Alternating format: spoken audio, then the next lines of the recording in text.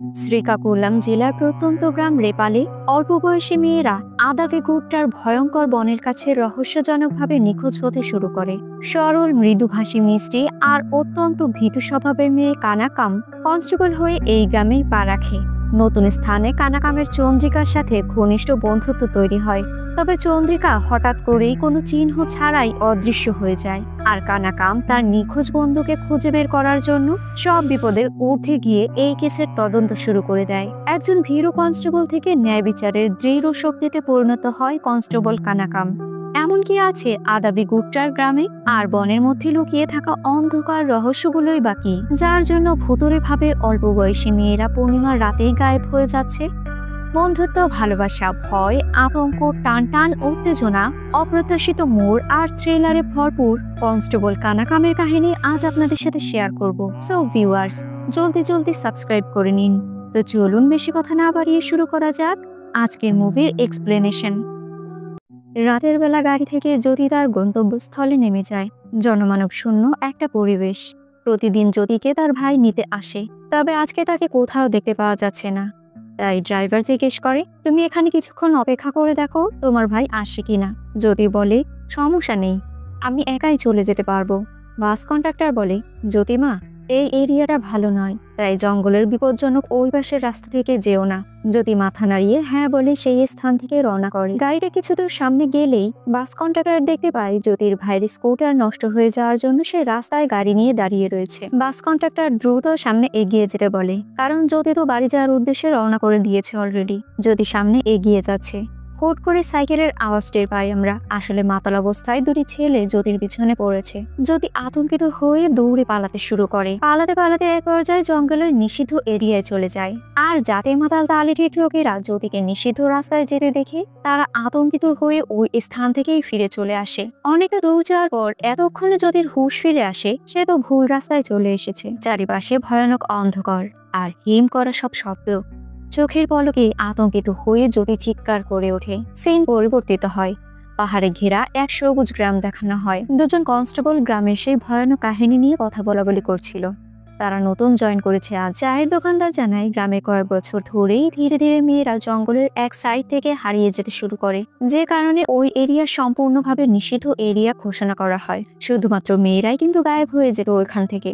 কি কারণে আর কেন গায়েব হয়ে যাচ্ছে এই ব্যাপারে পুলিশ আজও কোনো ইনফরমেশন পায়নি। যাই হোক, বড় স্যারের অর্থাৎ চক্রবিন্দু বাবুর গাড়ি থানার মধ্যে প্রবেশ করে। দুই কনস্টেবল দ্রুত থানার মধ্যে চলে যায়। অফিসার থানার মধ্যে ঢুকলে জ্যোতির ভাই কান্নায় ভেঙে পড়ে স্যারের হাত পা জড়িয়ে ধরে তার বোনকে দ্রুত খুঁজে বের করার কথা বলে। তবে ইমোশনাল হলে তো হবে না, হারিয়ে যাওয়ার 24 ঘন্টা পর্যন্ত তো অপেক্ষা করতে হবে। অফিসার এইসব বিষয় নিয়ে একটু রেগে যায় আর বিষয়টা দেখার কথা বলে জ্যোতির ভাইকে বাড়ি পাঠিয়ে দেয়। এরপর এই বিষয়টা নিয়ে অন্য অফিসার রাজীবের উপর রাগ দেখাতে শুরু করে। এর মধ্যে কনস্টেবল সাতিয়া বড় সাহেবের জন্য মজাদার সব খাবার নিয়ে এসেছে। আসলে সাতিয়া সবসময় চেষ্টা করে বড় স্যারকে পটিয়ে রাখার, মানে বড় স্যারের সবকিছুতেই এই কনস্টেবল পাম্পুটে মাঠেই থাকে। নতুন কিছু কনস্টেবল অফিসে যুক্ত হয়েছে, রবি, হরি আর রাজশেখর। তবে অন্য পাশের একটি চেয়ার খালি। অফিসার জানতে চায়, এখানে তো একজন লেডি কনস্টেবল নিযুক্ত হওয়ার কথা, তাই না? নাম কি যেন? খাতা চেক করলে দেখা যায় তার নাম কানাকাম মহালক্ষ্মী। তবে অফিস টাইমের প্রায় 15 মিনিট ওভার হয়ে গিয়েছে, এখন পর্যন্ত লেডি কনস্টেবলের দেখা নেই। রাগে স্যারের চোখ তো লাল হয়ে যাচ্ছে। আর এদিকে কনস্টেবল লক্ষ্মীকে দেখানো হয়, যে কিনা ঘরের মধ্যে থেকে একটা ডুগডুগি হাতে নিয়ে টিকে ওয়াশরুমের দরজার সামনে থেকে সরে যেতে বলছে। কাজ না হলে অবশেষে লক্ষ্মী হাত জোর করে রিকোয়েস্ট করতে শুরু করে। এতেও কাজ না হলে ডুগডুগি টিকিকের দিকে ছুঁড়ে ফেলে দৌড়ে দূরে সরে যায়। বুঝতে পারছেন কি পরিমাণ ভয় মা লক্ষ্মীর? হুট করে চিৎকার করে ওঠে লক্ষ্মী। চিৎকারের আওয়াজ একটি মেয়ে আর মাসি শুনে দৌড়ে কানাকামের বাড়িতে চলে যায়। ঘরের মধ্যে ঢুকলে দেখা যায় মাথায় হাত।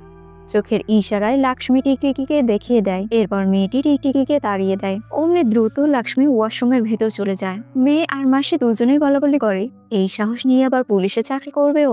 দুজনেই গসিপ করতে শুরু করে। একটু পরে লক্ষ্মী বেরিয়ে দ্রুত রেডি হতে শুরু করে। মাসিমা তাকে খাবার প্যাক করে দেয়। কানাকাম দ্রুত খাবারের কিছুটা অংশ সিঁড়ির একপাশে ফেলে রাখে। এরপর কাক পাখিকে ডাকতে শুরু করে, তবে কোথাও কোনো কাকের সারা শব্দ নেই। তাই মনমরা হয়ে কানাকাম লক্ষ্মী কাজের উদ্দেশ্যে রওনা করে। কাক এসে খাবার খাওয়া শুরু করে। চন্দ্রিকা নামের এই মেয়েটি লক্ষ্মীকে জিজ্ঞেস করে, কখন দেখা করবে? লক্ষ্মী বলে, এখন তো সময় নেই, বিকেলে ডিউটি শেষ করে দেখা করব। থানায় ঢোকার পর দেরিতে আসার জন্য রাজীব স্যারকে সরি বলে এরপর খাতায় সাইন করতে শুরু করে। তবে এতক্ষণে এসআই এই বিষয়টা দেখে ফেলে। এসআই কানাকাম দেরি করে আসার জন্য তাকে নানা ধরনের বাজে কথা শুনিয়ে দেয়। আর আগুনে ঘি ঢালার জন্য সাতিয়ে সাহেব তো রয়েছেই। বিষয়টা সামাল দেওয়ার জন্য রাজীব কানাকামের উপর রাগ দেখিয়ে সেই স্থান থেকে গিয়ে কাজ শুরু করতে বলে। আজ গ্রামে মহা উৎসব চলছে। গ্রামীণ মানুষেরা উৎসবে মেতে উঠেছে। কিছুক্ষণ পর গাড়িতে করে গ্রাম প্রধান চলে আসে। গ্রাম প্রধানের পায়ে সমস্যা রয়েছে, তাই তাকে সবসময় হুইল চেয়ারে বসে থাকতে হয়। গ্রামের সকলে গ্রাম প্রধানকে দেখে সম্মান করে। এরপর বলির মাধ্যমে গ্রামের অনুষ্ঠানের সূচনা শুরু হয়। মানুষের ভিড়ের মধ্যে সোনাদানা পরে হাতে একটা ছোট্ট পিগি নিয়ে কালো আর মোটা দেখতে রামবাবু অল্প বয়সী মেয়েদের সাথে ইফটিজিং করতে থাকে। এক পর্যায়ে তো ঘড়ির গ্লাসের মাধ্যমে রোদের আলো দিয়ে মেয়েদের চেহারায় আলো ফ্ল্যাশ মারতে থাকে। এই ফ্ল্যাশ আবার কানাকামের মুখে গিয়ে পড়ে। তাই তো এসেই এই ব্যাপারে রামবাবুকে কানাকাম কথা শোনাতে শুরু করে। তবে বান্দরগোলা বান্দার কি আর মুখের কথায় কাজ হয়? যেই না লক্ষ্মী রামবাবুর গালে একটা চড় দিতে যায়, অমনি রামবাবু তার হাত আটকে ধরে। কিন্তু পরক্ষণেই কনস্টেবল এসে রামবাবুকে উত্তম মধ্যম কেলাতে শুরু করে। যাই হোক, অনুষ্ঠানে একদল ছেলেরা নাচানাচি করছিল, যেখানে নাচের উৎসবে চন্দ্রিকাও সামিল হয়ে যায়। দলীয় ভিত্তিক নাচ দলের সাথে চন্দ্রিকা নাচ খুব সুন্দরভাবে মিলিয়ে যাচ্ছিল। দূর থেকে এই বিষয়টা একজন ডক্টর খুব ভালো করে ফলো করে। হঠাৎ করে একটা ছেলের সাথে চন্দ্রিকার ধাক্কা লেগে যায়। চন্দ্রিকা সকলের সামনে ছেলেটিকে একটা চড় দিয়ে বসে। এই নিয়ে নৃত্য দলের ছেলেদের সাথে চন্দ্রিকার তর্কাতর্কি শুরু হয়। তাই তো গ্রাম প্রধান সেখানে হাজির হয়ে যায় আর এই নিয়ে সেই ছেলেদের কথা শুনিয়ে দেয়। ভিড়ে ভিড়ে দেখে কান্নাকাম সেই স্থানে ততক্ষণে চলে আসে। এরপর চন্দ্রিকার হাত টেনে নিয়ে চলে যায়। এদিকে সেই ছেলেটি খুব রাগী দৃষ্টিতে চন্দ্রিকার দিকে তাকিয়ে থাকে। দুই বান্ধবী একটি স্থানে গিয়ে বসে। সেখানে মাসি এসে জিজ্ঞেস করে কোনো সমস্যা হয়েছে। কানাকাম কিছু বলতেই যাবে, চন্দ্রিকা তার হাত চেপে ধরে। এরপর অন্য কথা বলে বিষয়টা ঘুরিয়ে নেয়। মাসি বলে পূজারীর কাছে গিয়ে পুজো করে নাও। পূজারীর কাছে গেলে কুণ্ডলী সম্পর্কে বলে। এরপর একটা পুজো দেওয়ার কথা বলে। পণ্ডিত মশাই কুণ্ডলীর দিন রাশি ফল নিয়ে মন্ত্র পড়ে মাইকিং করে সকলের সামনে পুজো দিয়ে মন্দিরের ভোগ তাদের মধ্যে বিতরণ করে। আসলে আজকে চন্দ্রিকার জন্মদিন ছিল, তাই কাজবাজ শেষে কিছুক্ষণ সময় কাটানোর জন্য দুই বান্ধবী বেরিয়ে পড়ে। পরন্তু বিকেল সূর্যাস্তের সময় কানাকাম চন্দ্রিকাকে জন্মদিনের শুভেচ্ছা জানায়। এই বিষয়টা দেখে চন্দ্রিকা অবাক হয়ে যায়। দুজনেই একসাথে মিষ্টি খাবার খায়। লাল পানিরও ব্যবস্থা করেছে কানাকাম। তবে কানাকাম পুলিশের ড্রেস পরা অবস্থায় এসব পানীয় পান করবে না। চন্দ্রিকা বলে, পুলিশের ড্রেস পরে আছিস তো কি হয়েছে, এখন তো তোর ডিউটি টাইম নেই, নে খেয়ে নে, সমস্যা হবে না। আর যদি না খাস তাহলে কিন্তু আমিও খাবো না, আর আমাদের বন্ধু তো এখানে শেষ হয়ে যাবে। কি আর করার, কানাকাম পানীয় পান করে। এরপর চন্দ্রিকাও পানীয় পান করে। দুই বান্ধবী আজ মাতাল হয়ে নানা ধরনের মনের কথা প্রাণ খুলে বলতে শুরু করে। গল্প করতে করতে কখন যে রাত হয়ে যায় দুজনে টেরই পায় না। রাত হয়ে যায়, দুজনেই স্কুটারে করে বাড়ির দিকে রওনা করে। তাল মাতাল হয়ে সেই নিষিদ্ধ রাস্তার দিকেই রওনা করে। কিছু দূর যেতেই সামনে একটা ছোট্ট পিগির বাচ্চা রাস্তার সামনে দিয়ে ছুটে চলে আসছে, যার জন্য তাদের গাড়ি অ্যাক্সিডেন্ট করে। রাস্তার মধ্যে দুজনেই পড়ে যায়। দুজনের মধ্যে কারোরই জ্ঞান নেই। পরবর্তীতে গভীর জঙ্গলে কিছু তান্ত্রিক কালো জাদুর তন্ত্র মন্ত্র পড়ে নানা ধরনের ঋতু নেওয়াজ করছিল। এক পর্যায়ে একটি মেয়ের গলা কেটে ফেলে। পরদিন সকালে যথাক্রমে কানাকাম তার অফিসে হাজির হয়। রাজীব স্যার জিজ্ঞেস করে, তোমার গলায় কি হয়েছে? গতকাল রাতের সব ঘটনা খুলে বলে। রাজীব স্যার বলে, তাহলে এই শরীর নিয়ে ডিউটি করতে আসা লাগবে কেন? রেস্ট করলেও তো পাকে। এই মুহূর্তে চন্দ্রিকার মাসি সেখানে উপস্থিত হয়। মাসিকে দেখে কানাকামের মনে ভয় জাগতে শুরু করে। মাসি স্যারের কাছে গিয়ে বলে, চন্দ্রিকা কাল রাতে বাড়ি ফেরেনি স্যার। যে কথা শুনে সকলেই স্তব্ধ হয়ে যায়। কানাকাম গতকাল রাতের কথা মনে করে। দুজনের যখন হুঁশ ফিরে আসে তখন কানাকাম লক্ষ্য করে তার ঘাড়ে একটা ক্ষত চিহ্ন রয়েছে। তাই দুজনেই হসপিটালে চলে যায়।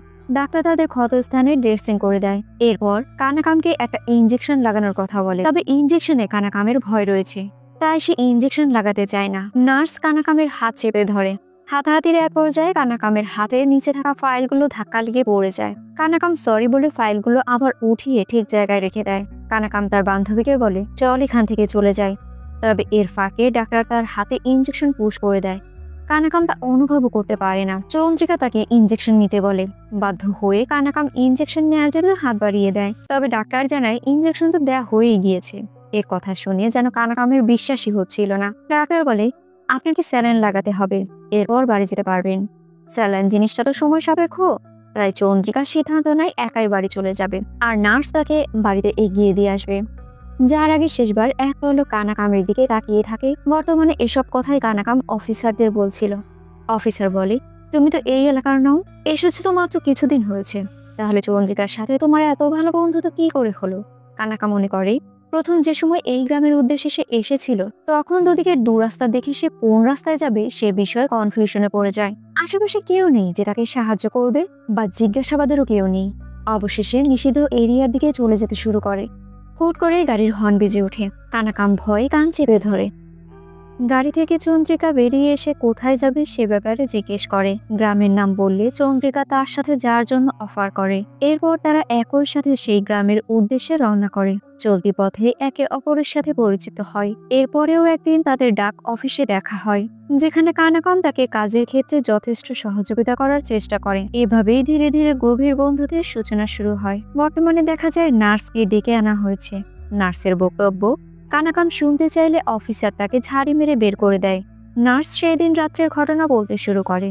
ওই দিন রাতে কানাকামকে স্যালাইন দেওয়া শুরু করলে নার্স আর চন্দ্রিকা একসাথে বাড়ির উদ্দেশ্যে রওনা করে। মাঝবর্ণে কোনো কিছুর আওয়াজ টের পেয়ে চন্দ্রিকা হাতের টর্চ লাইট অফ করে দেয়। রাস্তায় পড়ে থাকা একটা লাঠি তার হাতে তুলে নেয়। নিজেদের সুরক্ষিত করার জন্যই এই লাঠিটি তার কাছে নিয়েছে। কিছুক্ষণ পরে একটা ছেলে সামনে চলে আসে।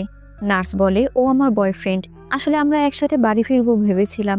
চন্দ্রিকা বলে দুঃখিত, তোমাদের প্ল্যানিং করা দিনে আমি যুক্ত হয়ে গেলাম। আচ্ছা সমস্যা নেই, আমি একা বাড়ি ফিরে যেতে পারবো।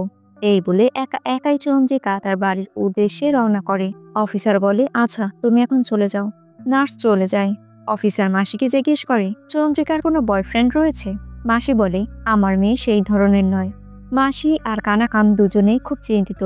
পেছন থেকে একজন কনস্টেবল গ্রামের একটা ঝগড়ার ব্যাপারে অন্য কনস্টেবলের সাথে আলোচনা করে। এই কথা শুনে কানাকামের ধর্মীয় সেই অনুষ্ঠানের দিনের কথা মনে পড়ে যায়, যেদিন সকলের সামনে একটি ছেলেকে চন্দ্রিকা চর মেরেছিল। কানাকাম তো স্পষ্ট ওই ছেলেটির চোখে মুখে প্রতিশোধের আগুন দেখতে পেয়েছিল। তাই দ্রুত গিয়ে অফিসারকে এই ব্যাপারটা খুলে বলে।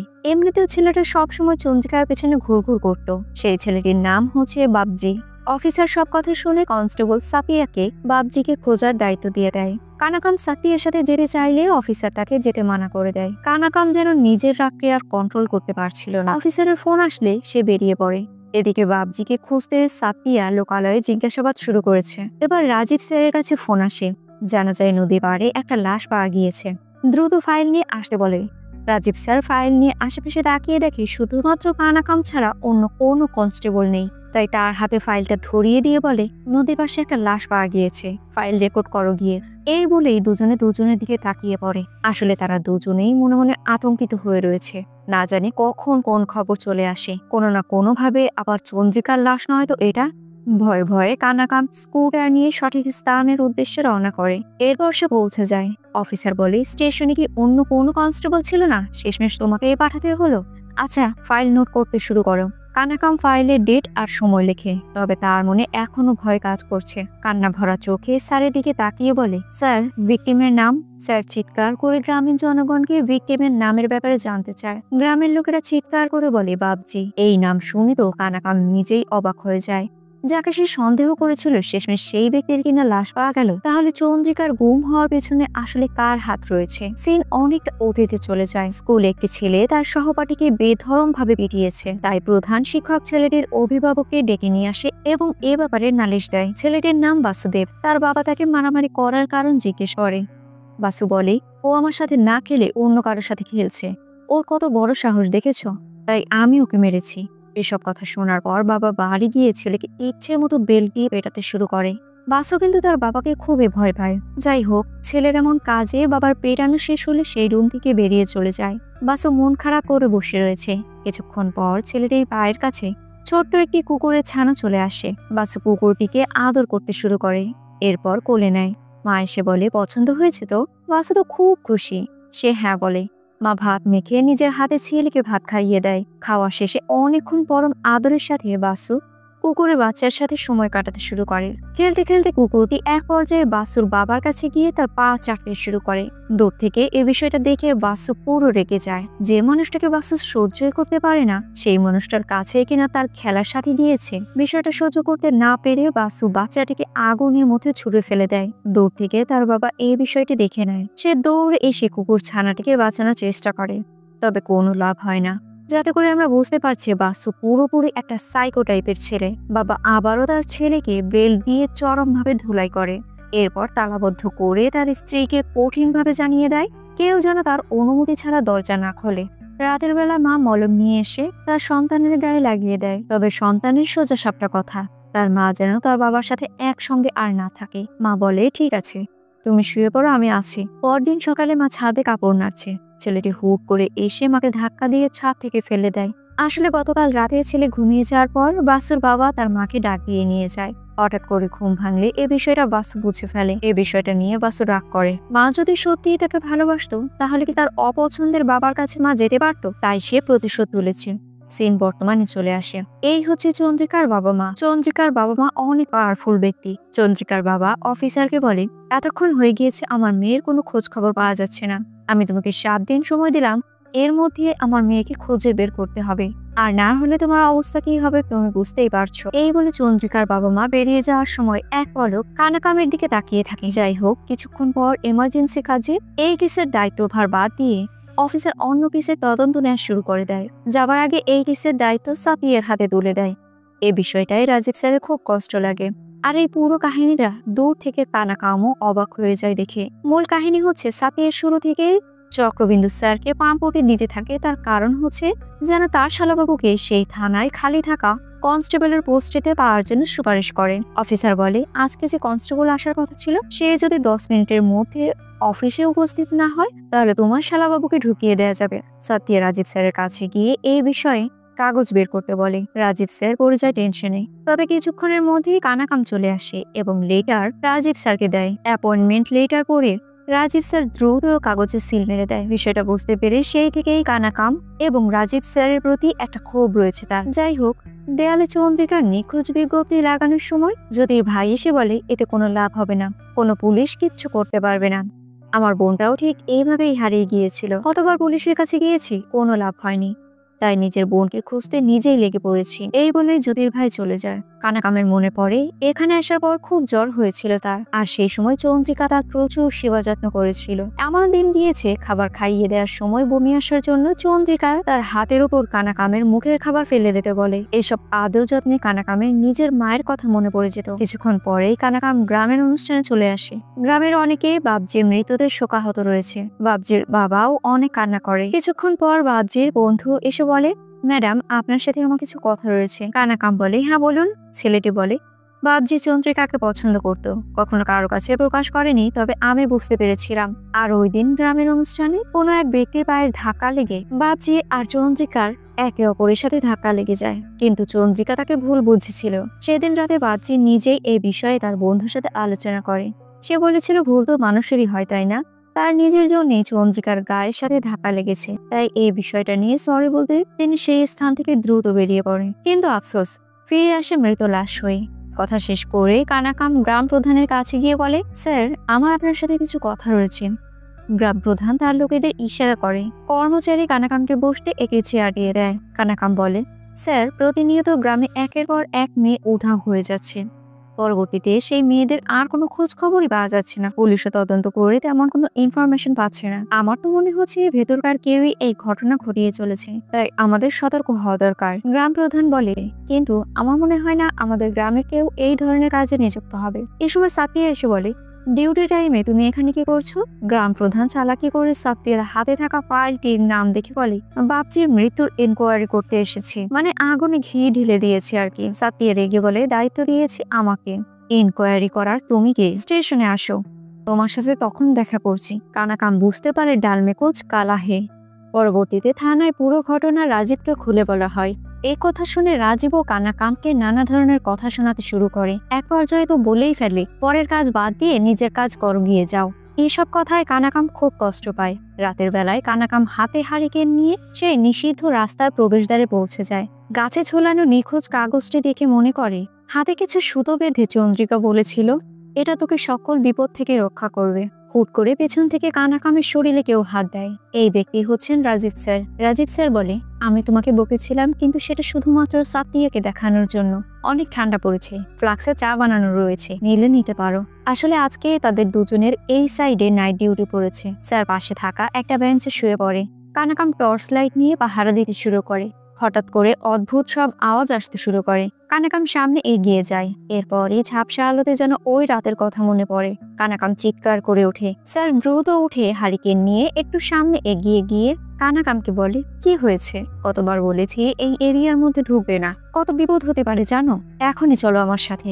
কানাকাম উপরের দিকে হাঁ করে তাকিয়ে আছে। স্যার উপরে তাকালে দেখতে পায় আকাশে শত শত কাক গোলাকার হয়ে হাওয়ায় ভেসে বেড়াচ্ছে। সিন কিছুটা অতীতে চলে যায়, যেখানে কানাকামের মায়ের অন্তিম সংস্কার করা হচ্ছে।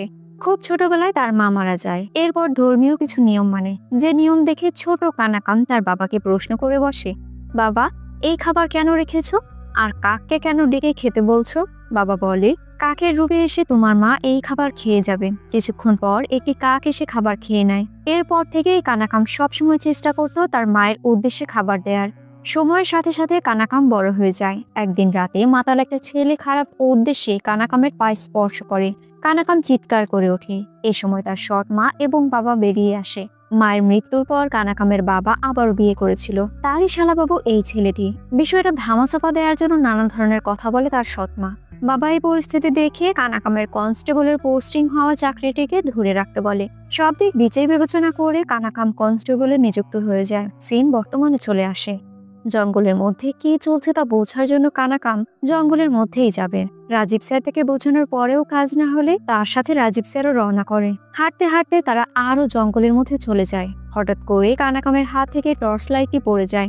ভালো করে খেয়াল করলে দেখতে পাই এই স্থানে অসংখ্য পাখির বাসা আর ডিমের খোসা রয়েছে। একটু সামনে গেলে একটা পাখির বাসায় 3টি ডিম দেখতে পায়। ডিমগুলো দেখতে ভালো ছিল। কানাকাম ডিমগুলোকে পাখির বাসা থেকে উঠিয়ে অন্য স্থানে রাখে। এরপর বাসার উপরে থাকা খড়কুটো এক এক করে নদীর জলে ফেলতে থাকে। প্রতিটা খড়কুটোর স্রোতের ধারায় চলতে শুরু করে। তবে কিছুক্ষণ পর একটা পেঁচানো লাঠি স্রোতের বিপরীতে চলে আসে। কানাকাম সেই লাঠিটিকে তুলে নেয়। রাজীব স্যার জিজ্ঞেস করে, এটা কি? কানাকাম বলে, এটা সঞ্জীবনী লাঠি। যখন কাক পাখির বাসায় ডিম রাখে তখন সঞ্জীবনী লাঠি ডিমের রক্ষা করে। তবে এই লাঠির কিন্তু আরো একটা কাজ রয়েছে। এই সঞ্জীবনী লাঠিটি কালো জাদুর ক্ষেত্রেও ব্যবহার করা হয়।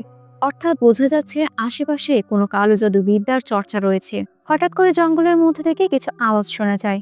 কানাকাম সেই আওয়াজ শোনার চেষ্টা করে। এই সময় ঝোপঝাড়ের মধ্য থেকে ছোট্ট একটি পিগি দৌড়ে পালিয়ে যায়। এই বিষয়টা দেখে ভয়ে কানাকাম মাটিতে পড়ে যায়। আর ঠিক সেই স্থানে একটি ঘড়ি দেখতে পায়। নিমিষেই মনে পড়ে এই ঘড়িটি তো রামবাবুর।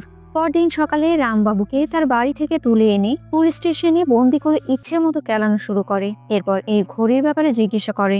রামবাবু জানায়, গতকাল রাতে পশু শিকার করতে গিয়ে জঙ্গলের মধ্যে কখন যে সে হাতের ঘড়িটি হারিয়ে ফেলেছে তা নিজেও বুঝতে পারেনি। রামবাবু বলে, আমি পিগির পিছনে দৌড়াতে দৌড়াতে ঘন জঙ্গলে ঢুকে পড়ি। সামনে দেখতে পাই একজন তন্ত্রমন্ত্র পড়ছে এবং কালো জাদু বিদ্যা চর্চা করছে। যদিও চেহারা দেখিনি, তবে পিঠে ত্রিশূলের ছবি আর্ট করা রয়েছে। রামের কথায় কেউ বিশ্বাস করছিল না, কারণ ও অনেকটা মাতাল টাইপের ছিল। অফিসাররা এই বিষয়টা এখানে ক্লোজ করতে বলে। তারা কোনো ধরনের কোনো সঠিক তথ্যই পাচ্ছে না। তাহলে কেস আগাবে বা কি করে? নিরুপায় হয়ে কানাকাম সেই স্থান থেকে চলে যায়, যেখানে তার প্রিয় বন্ধুর সাথে প্রায় সময় কাটানো হতো সেই স্থানে। কিছুক্ষণ পর রাজীব স্যার আসে। কানাকাম বলে, গ্রামের সব মেয়েরাই পূর্ণিমার রাত্রে গায়েব হয়ে যাচ্ছে। সামনেও একটা পূর্ণিমার রাত রয়েছে, তাই যা করার আমাদের অতি দ্রুত করতে হবে। পরদিন সকালে বাবজির বন্ধুকে নিয়ে গ্রামে ট্যাটু করায় এমন এক বুড়িমার কাছে যায়। এরপর তাকে ত্রিশূল ট্যাটুর ব্যাপারে জিজ্ঞাসাবাদ করে। তবে তিনি এই ধরনের কোনো ট্যাটু করান না তাই জানান। তিনি বলেন, আমি শুধুমাত্র নর্মাল ট্যাটুই করাই। মহিলাকে দেখেও কেমন যেন অদ্ভুত টাইপের মনে হচ্ছিল। এখানেও কোনো লাভ হলো না। বাবজির বন্ধু বলে, আমারও চেনা জানা একজন রমেশ নামের ছেলে আছে যার পেটে ট্যাটু রয়েছে। তবে ট্যাটুটি ত্রিশূলের কিনা সেটা আমি বলতে পারবো না। একথা শুনে কানাকাম তার সাথে একবার দেখা করতে বলে। সারাদিন খোঁজাখুঁজির পর অবশেষে রাতের বেলা একটি বাড়ির জানালার বাইরে থেকে কানাকাম ছেলেটিকে দেখার চেষ্টা করে। তবে তার পিঠে ত্রিশূলের ছবি আঁকা নেই, কোনো এক মূর্তির ছবি আঁকা। চোখের পলকেই দেখা যায় সে তো এখানে পরকীয়া করতে এসেছে। হুট করে মেয়েটির চোখে কানাকামের চোখ পড়তেই চারিদিকে চিৎকারের বন্যা বয়ে যায়। ব্যাস, পরদিন খবর পৌঁছে যায় সাথীর কাছে। সে তো প্রচুর রাগারাগি শুরু করে আর বাবা মা নিয়ে নানা ধরনের অপমানজনক কথাও শোনাতে শুরু করে। এরপর কানাকামকে গ্রামের অনুষ্ঠানে ডিউটি দেয়া হয়। অনুষ্ঠানের এক পর্যায়ে কানাকামের মনে পড়ে ওই দিন ইঞ্জেকশন নেওয়ার সময় হাত নাড়ানোর কারণে ডাক্তারের টেবিল থেকে যে ফাইলগুলো পড়ে গিয়েছিল তার মধ্যে একজন ব্যক্তির পিঠে ত্রিশূলের ছবি সে দেখতে পেয়েছিল। সিন চলে যায় অতীতে। শিবা নামের একজন লোক অনেক মানুষের রান্নার আয়োজন করছে। এরপর সে নিজের হাতে রান্না করে সকল মানুষকে খেতে দেয়। তার রান্নাকৃত খাবার খেয়ে সকলে খুব প্রশংসা করে। তবে তাদের মধ্যে একজন মাতাল ব্যক্তি তার রান্না করা খাবার নিয়ে খুব বাজে ধরনের কথা শোনায়। এক পর্যায়ে তো তার মুখের উপর খাবার ছুঁড়েই মারে। শিবা চুপ করে থাকে। নম্র ভদ্র শান্ত স্বভাবের ছেলে রাতের বেলা দানবে পরিণত হয়ে যায়। সে কালো জাদু তন্ত্র মন্ত্র করতে শুরু করে। দেখা যায় মাতাল লোকটি খাবার খেয়ে হাত ধোয়ার সময় ভুলে গামছা ফেলে গিয়েছিল। সেই গামছা দিয়েই তার কালো জাদু শুরু করে। পরদিন সকালে সেই মাতাল ব্যক্তির লাশ পড়ে থাকতে দেখা যায়। বর্তমানে দেখা যায় রাজীব স্যারকে কানাকাম সাথে করে নিয়ে সেই হসপিটালে চলে এসেছে। এরপর নার্সকেই সেই ফাইলের ব্যাপারে জিজ্ঞেস করে। প্রথমে যদিও নার্স মনে করতে পারছিল না, তবে ডিটেলস বললে নার্স জানায় ওটা হনুমন্ত্রর ফাইল। মেডিকেল ক্যাম্প শেষ হলেই ফাইলটি নিয়ে সে চলে যায়। তার বর্তমান ঠিকানায় গিয়ে যোগাযোগ করলেই হয়তো জানা যাবে সে এখন কোথায় আছে। চলে যায় তারা বর্তমান ঠিকানায়। খোঁজ নিলে দেখা যায় সে কিছুক্ষণ আগে ভাইজ্যাগের উদ্দেশ্যে রওনা করেছে। তবে জানা যায় ট্রেন ছিঁড়ে দিয়েছে। এখন কানাকাম কি করে ভাইজ্যাগে গিয়ে তদন্ত করবে? তাই দুজনে মিলে একটা প্ল্যান সাজায়। বাবার অসুস্থতার কথা বলে কানাকাম 2 দিনের ছুটি নিয়ে যায়। কানাকাম ভাইজ্যাগের উদ্দেশ্যে রওনা করে। এরপর ডক্টরের সেই হসপিটালে চলে যায়। ডক্টর দেখেই বলে, তুমি এখানে? কানাকাম সম্পূর্ণ ঘটনা খুলে বলে। ডাক্তার সেই ফাইলটি এনে দেয় আর বলে তিনি একজন মিলিটারি অফিসার ছিলেন, ভেরি স্ট্রিক্ট অ্যান্ড রুড টাইপের। তিনি দিল্লিতে থাকেন। তাহলে এবার সফর শুরু হবে দিল্লির। তবে দিল্লি যাওয়ার জন্য তার কাছে পর্যাপ্ত পরিমাণ টাকা ছিল না। কিন্তু টাকার অভাবে কি পিছিয়ে পড়লে হবে? চন্দ্রিকার গুম হওয়ার রহস্য তো খুঁজে বের করতে হবে, তাই না?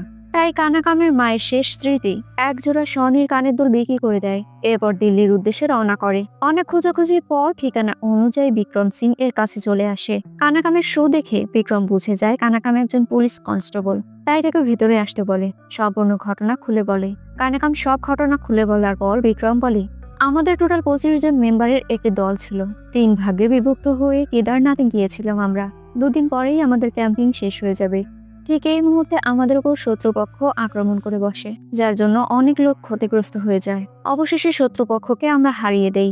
এরপর আমরা খুশি মনে বাড়ি ফিরে আসার পথে সৃষ্টিকর্তার উপর ভরসা রেখে সকল মেম্বাররা সেই স্থান থেকে ত্রিশূলে ট্যাটু করিয়েছিলাম। এতগুলো মানুষের মধ্যে অনেকে মারাও গিয়েছে, আবার অনেকে দূরে দূরে সেটেল হয়ে গিয়েছে।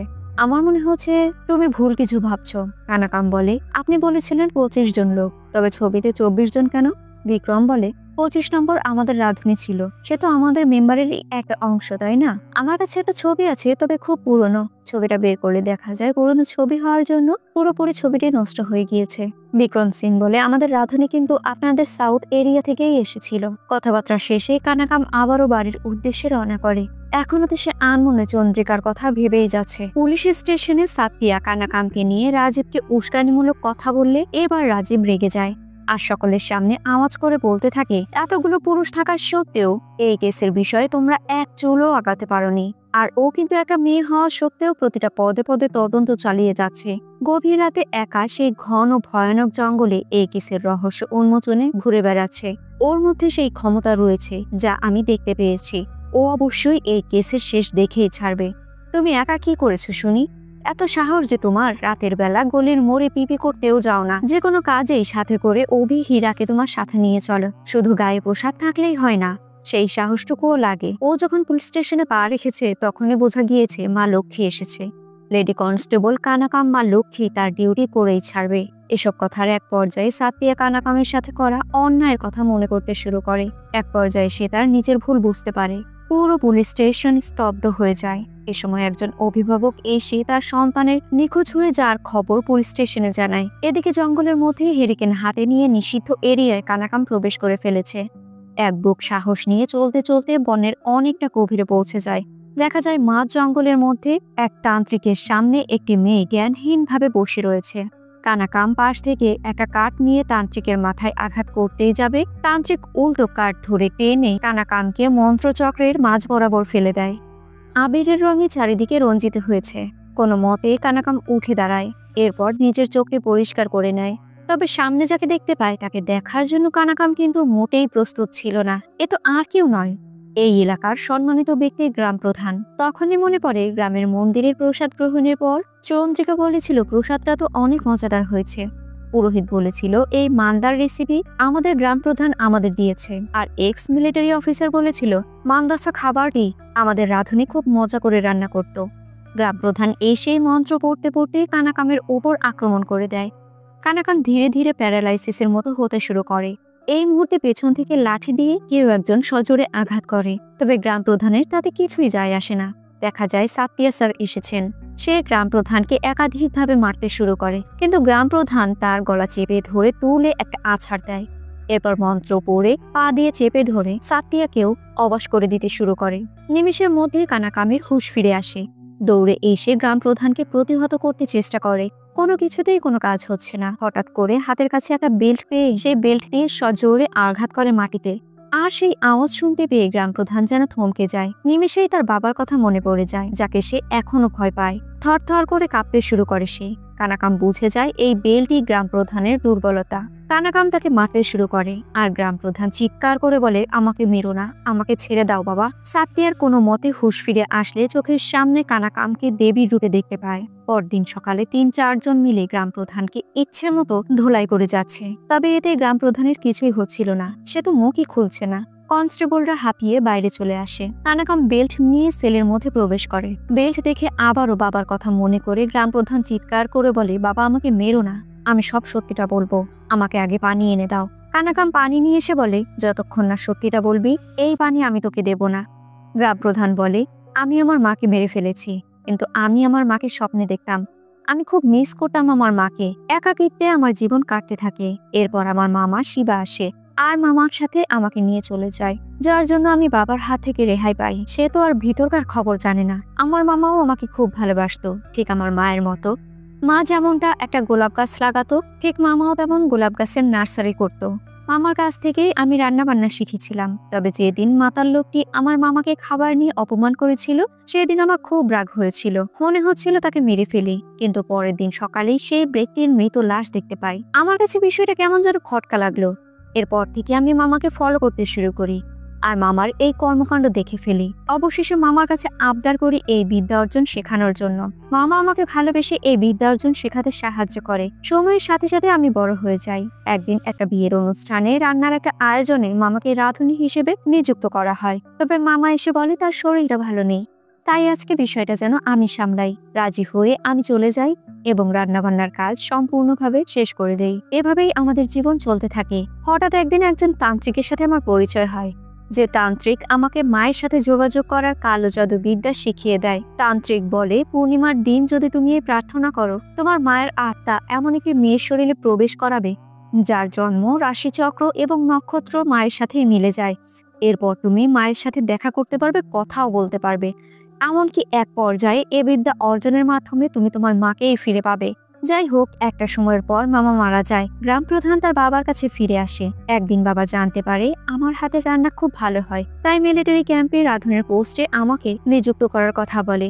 বাবা ধীরে ধীরে আমাকে বিশ্বাস করতে শুরু করে, তবে একদিন তার চোখে আমি ধরা পড়ে যাই, তাই আমাকে মিলিটারি ক্যাম্পেই পার্মানেন্টলি শিফট করে দেওয়া হয়। অনেক বছর পর খবর আসে বাবা মারা গিয়েছে। গ্রামের সকলেই আমাকে সান্ত্বনা দেয়, আর বর্তমান প্রেসিডেন্ট অন্য কাউকে বানানোর সিদ্ধান্ত নেয়। কিন্তু আমাকে তো আমার বাবার চেহারাটা পেতেই হবে, তাই আমি ইচ্ছে করেই গাড়ি অ্যাক্সিডেন্ট করি। ডাক্তারের সাথে হাত মিলিয়ে 2 পা পঙ্গু হওয়ার নাটক করি। ডাক্তার আমার পঙ্গু হওয়ার বিষয়টা গ্রামবাসীকে খুলে বলে। গ্রামবাসীরা তখন চিন্তা করে, যার বাবা তাদের জন্য এত ভালো কাজ করে গিয়েছে, আজ সেই ছেলেকে কিনা পঙ্গু হয়ে সারা জীবন অসহায়ের মতো কাটাতে হবে। তাই গ্রাম প্রধানের দায়িত্ব আমার হাতেই তুলে দেয়। যখন মন্দিরে আসা মেয়েদের রাশিচক্র এবং লক্ষণাদি মাইকিং করে বলা হতো, আমি তখন মায়ের নোটবুকে তাদের লিস্ট করতাম।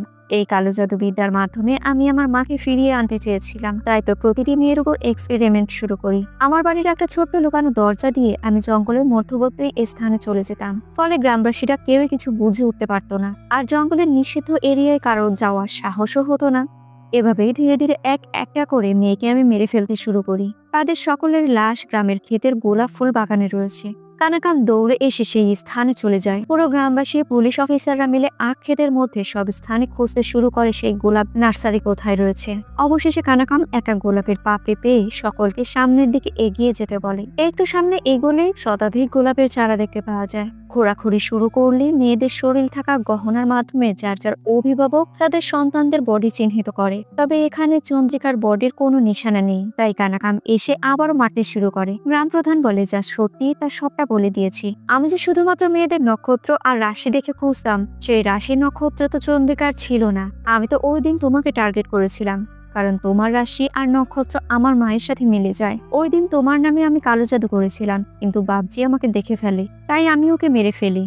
এই কথায় কানাকাম সম্পূর্ণ ভেঙে পড়ে। কবরস্থানে বড় একটা পিগির লাশ পাওয়া যায়, আর পেছনে ছোট্ট একটি পিগির বাচ্চাকে দেখতে পাওয়া যায়। চন্দ্রিকাকে কেউ আটকে রেখেছে এবং খুব টর্চার করছে। সবকিছু স্বাভাবিক এবং সবাই সবকিছু ভুলে গেলেও কানাকাম এখনো চন্দ্রিকাকে খুঁজে বেড়াচ্ছে। চন্দ্রিকা আসলে কোথায় রয়েছে? চন্দ্রিকার গুম হওয়ার পেছনের রহস্যই বা কি? আর ওই যে পিগিটা ঘুরঘুর করে, সেই পিগির বা কাহিনী কি? আসল খুনি কে? কিছু ধরতে পারলেন বা আন্দাজ করতে পারলেন? এই সব কিছু জানতে হলে আমাদের অপেক্ষা করতে হবে নেক্সট এপিসোডগুলো আসার জন্য। সো ভিউয়ার্স, ভিডিওটি কেমন লাগলো? যদি পরবর্তী পার্টের এক্সপ্লেন চান তাহলে অবশ্যই কমেন্ট করে জানাবেন। ওটিটি প্ল্যাটফর্মে আসার সাথে সাথেই আমি চেষ্টা করব আপনাদের সাথে শেয়ার করার। ভিডিওটি ভালো লাগলে লাইক, কমেন্ট এবং শেয়ার করবেন, আর সাবস্ক্রাইব করে আমার সাথে থাকবেন। এতক্ষণ সাথে যারা ছিলেন তাদেরকে অসংখ্য ধন্যবাদ।